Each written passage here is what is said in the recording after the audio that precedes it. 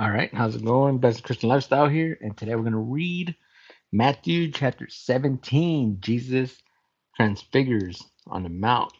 All right, Jesus transfigures. Jesus actually gets glorified. Jesus meets with Moses and Elijah. Now this is huge because it's like how is he meeting with Moses and Elijah?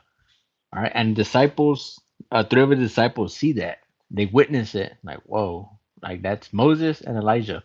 So how did this happen? So, to be honest, there's no like specific answer to that. But the best explanation that I've heard is that hey, Jesus is the past, present, future, and he's meeting with.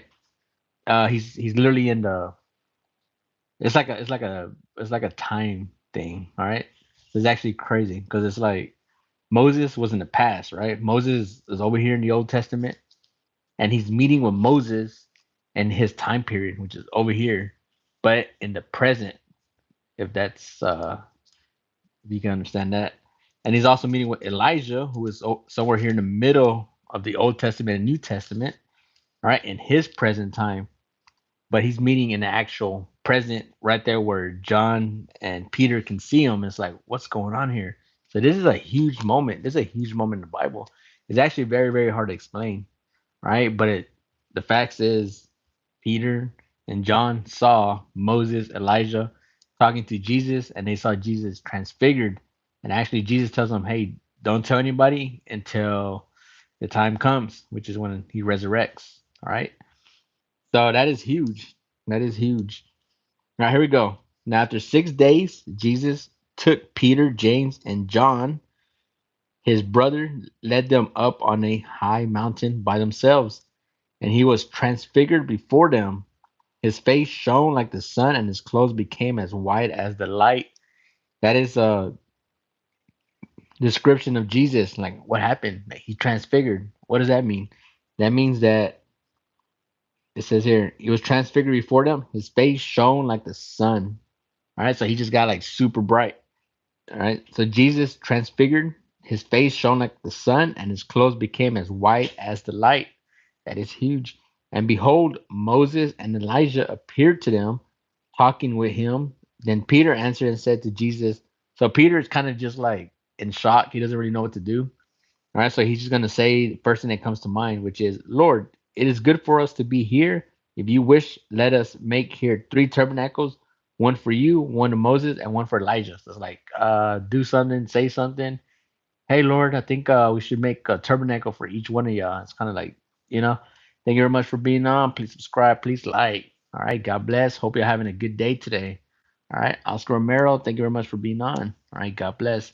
Currently reading Jesus Transfiguring. All right, Jesus Transfiguring. There's actually like a time lapse.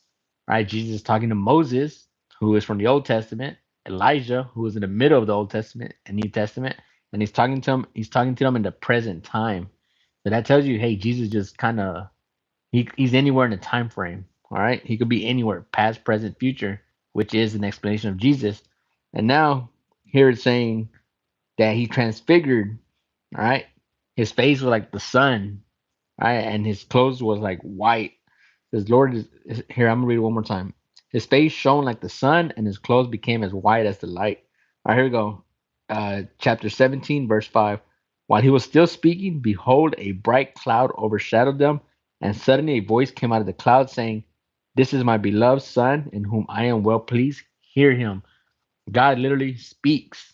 Like, if you need any more proof, hey, God literally speaks. So it's like Moses, Elijah, and then God comes and says, hey, this is my son. He is glorified.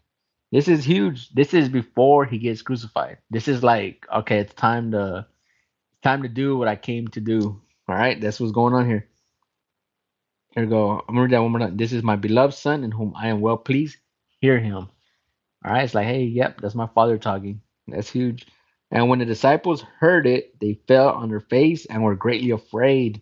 They heard God's voice and they just automatically just fell down.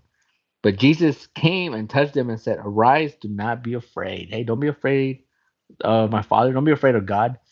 All right. So they literally heard a voice from heaven. Like, hey, this is my beloved son, confirming it.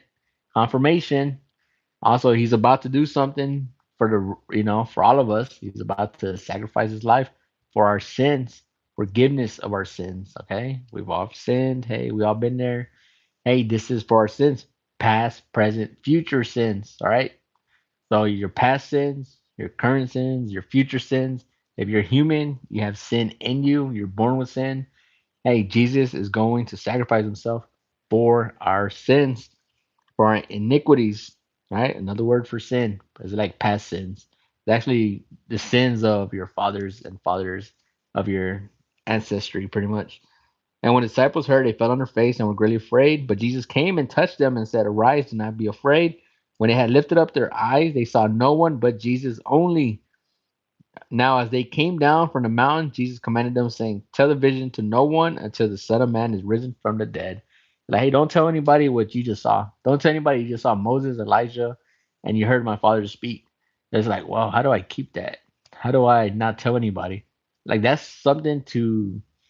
um, that's something to see. That's huge. Like, I just saw Moses, who I've studied about my whole life, Elijah, who literally never passed away. He kind of just went up to heaven, and I heard God speak. Like that's like a mind blown right there. That's huge. Not just that, but like, hey, Jesus is literally like right in front of me, and I just saw him uh transfigured. Like, what else can they literally just saw the best of the best? They're like, whoa, this is yeah, all right. And Jesus tells them, hey, don't tell nobody until I have risen. All right, so it's very supernatural. First and foremost, it's very, very supernatural. It's like, whoa. All right. From this point before this, it's like Jesus is doing miracles. He's helping people out. He's helping the sick. And then all of a sudden, it's like, all right, let me see here. Give me 1 second. Here we go. There we go. So yeah, that's what happened. All right, here we go. When they had lifted up their eyes, they saw no one, but Jesus only. Now they came. All right, here we go. Verse 10. And the disciples asked him, saying, Why didn't the scribes say that Elijah must come first?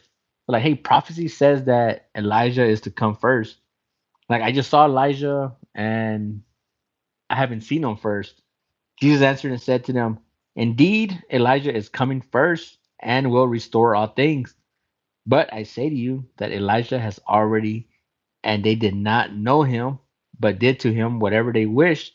Likewise, the Son of Man is also about to suffer at their hands. It's like, hey, somebody already came before me. Like, huh? Like, oh, that's John the Baptist. Then his disciples understood that he spoke to them of John the Baptist. Like, hey, somebody came to prepare the way for me. That is the Elijah. That is like, huh? Oh, okay, that's John the Baptist. All right. And when they had come to the multitudes, a man came to him, kneeling down to him and saying, so we just went from one place to another. So it's like, all right, we just saw Jesus transfigure. We just saw God speak to him. We saw Elijah. We saw Moses. They keep walking, and now here we go. And when they had to come, the multitude came to him, kneeling down to him and saying, Lord, have mercy on my son, for he is an epileptic and suffers severely, for he often falls into the fire and often into the water. So I brought him to your disciples, but they could not cure him. Then Jesus answered and said, O faithless generation and perverse generation, how long shall I be with you? How long shall I bear with you? Bring him here to me. So Jesus' time is thank you very much. I really appreciate that. So Jesus here is like foreshadowing, like, hey, it's pretty much just almost time for me to do what I came to do, and it's almost time for I'm gonna be giving up to the high priest and all that, and he's gonna be crucified. And here we go. So here Jesus is gonna do another miracle. It's like, all right, I'm only gonna be with you a little longer, but he's about to do this miracle. Then Jesus answered and said, "Oh," and Jesus rebuked the demon, and it came out of him, and the child was cured from that very hour. Then the disciples came to Jesus privately and said, Why could we not cast it out? Remember, Jesus gave them pretty much the power to cast out demons and everything, but they could not cast this one out. So Jesus said to them, Because of your unbelief, for surely I say to you, if you have faith as a mustard seed, you will say to the mountain, Move and here to there, and it will move, and nothing will be impossible for you. However, this kind does not go out except for prayer and fasting. They're like, yeah, um, this spirit you can only cast it out if you fast. All right, prayer and fasting. Like, all right, that's the Jesus just gave them the code. It's like, hey, this one was tough. Don't give yourself a hard time. That one requires fasting and prayer. All right, how's it going? My name is Anthony. How's it going? Thank you very much for being on. Please subscribe. Please like. All right, thank you very much. Here we go. Now, while they were staying in Galilee, Jesus said to them, "The Son of Man is about to be betrayed in the hands of men, and they will kill him. And the third day he will be raised up." But Jesus knows his fate. It's like, all right, it's time for me to pretty much his accept his fate. And they were exceedingly sorrowful. It's like, all right, it's time. Jesus like, it's time. So it gets pretty sad here. All right. Jesus knows it's time. Like the time has come. Before this has been but it wasn't his time. So Jesus was never harmed. But now it's starting to come close to the hour. All right. The Son of Man is about to be betrayed in the hands of man. That is huge. Kind of got to slow that down because that's huge. That's pretty. That's deep. No matter how many times I read this, like that is always deep. That is it's probably man. When they had come to Capernaum, those who received the temple tax came to Peter and said, "Does your teacher not pay the temple tax?" So they're gonna test out Jesus again. All right, how's it going? Thank you for being on. All right. So they're gonna test him out again. It's like, all right, let's go test Jesus out. Let's go try to put him against the public. Let's see if Jesus pays his taxes. Let's see what he says about it. Because if he says no, he don't pay taxes, then there's a problem with Caesar. All right. If he says yes, then it's like, are you gonna do anything about it? Because we don't feel like we should pay taxes here. All right. So and then the people will turn on him. So they're trying to create a double-edged sword for Jesus. Here we go. He said, "Does your teacher not pay the temple tax?" He said, "Yes."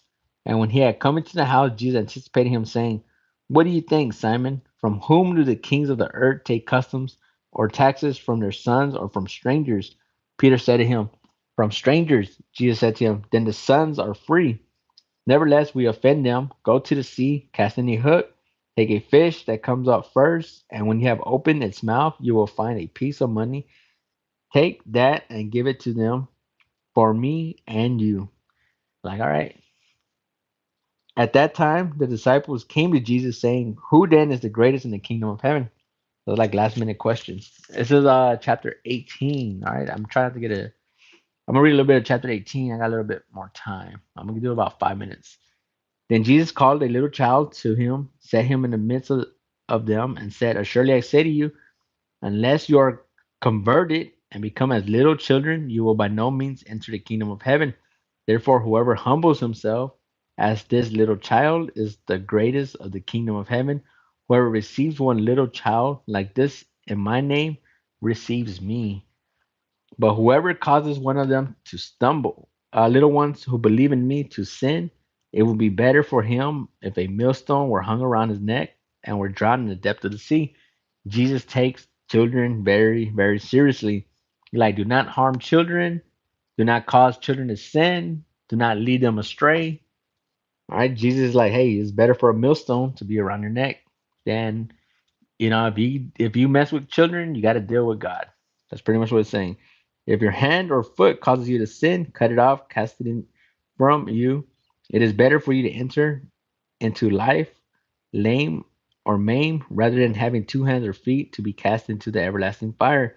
If your eye causes you to sin, pluck it out and cast it from it. It is better for you to enter with one eye rather than having two eyes to be cast into hellfire. Take heed that you do not despise one of the little ones, for I say to you that in heaven their angels always see the face of my Father who is in heaven. For the Son of Man has come to save that which was lost. All right. What do you think? If a man has 100 sheep and one of them goes astray, does he not leave the 99 and go to the mount to seek the one that is straying? And if he should find it, surely I say to you, he rejoiced more over that sheep than over the 99 that did not go astray. All right. Even so, it is not the will of your Father who is in heaven that one of these little ones should perish. All right. Leave it at that.